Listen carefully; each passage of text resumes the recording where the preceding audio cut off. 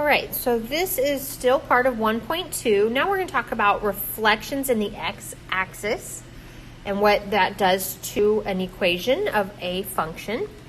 So if we have a graph and we write that graph, if this is my regular function, to show that it is a reflection, I actually just put in this negative out front, and that reflects it in the x-axis. So think of the x-axis as its axis of symmetry that it rotates around to reflect down. Got a lot of going on here.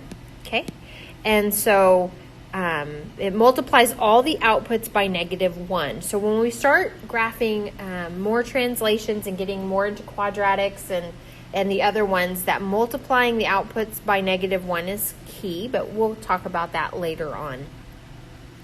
But for now, when I'm writing reflections of functions, if I'm given the function f of x equals a -1/2 x plus 1, I want to write a function g that's graph is reflected in the x-axis. So I know it's going to have a function g here. The only thing the reflection does is puts a negative right out front there. So it'll be a -1/2 x plus 1. Nothing else will change. So that's how I write that.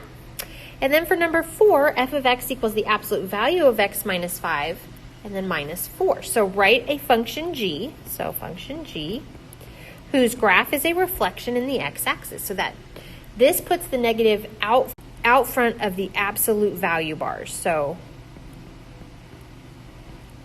okay. So when you have absolute value, that reflection shows out in front of it. Okay. In number 3, it was linear, so it just makes the slope negative. All right. So now you can do in the practice numbers 11 and 12.